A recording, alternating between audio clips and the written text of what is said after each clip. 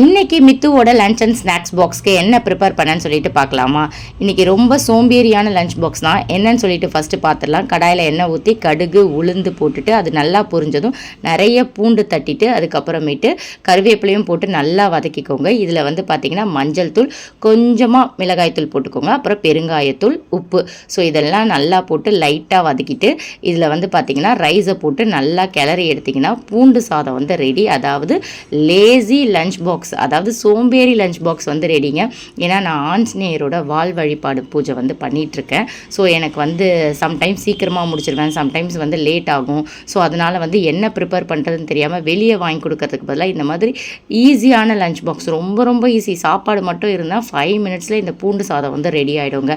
So அவ்வளோ easy. நீங்கள் உங்கள் பசங்களுக்கு வெளியெல்லாம் நீங்கள் வந்து சாப்பாடு வந்து வாங்கியே கொடுக்காதீங்க. இதுக்கு சைடிஷாக அப்பளம் கொடுத்தீங்கன்னு வச்சுக்கோங்க, அவ்வளோ சூப்பராக இருக்கும். அதுவும் அப்பளத்தை வந்து இந்த மாதிரி அந்த சாதத்திலே நொறுக்கி போட்டு கொடுங்களேன், இன்னும் சூப்பராகவே இருக்கும். அதுக்கப்புறம் ஸ்நாக்ஸ்க்கு வந்து பார்த்திங்கன்னா சக்கரவள்ளி கிழங்கு. இது ரொம்ப ரொம்ப ஆவி பறக்குது பாருங்கள். ஏன்னா டைமே இல்லை, ஸ்நாக்ஸ்க்கு எனக்கு எதுவுமே இல்லை. என்ன பண்ணுறது தெரியாமல் பிளிங்கிட்டில் ஆர்டர் பண்ணி வர வச்சு ஒரு 10 to 15 மினிட்ஸில் ரெடி பண்ணி டக்குன்னு அப்போவே கட் பண்ணி கொடுத்து அவளை அனுப்பி விட்டது தாங்க இந்த ரெசிபி எல்லாமே. ரொம்ப வந்து டைமே இல்லை அப்படின்னும் போது இந்த மாதிரியான சிம்பிளான பூண்டு சாதம், அப்பளம் அந்த மாதிரி கொடுங்க.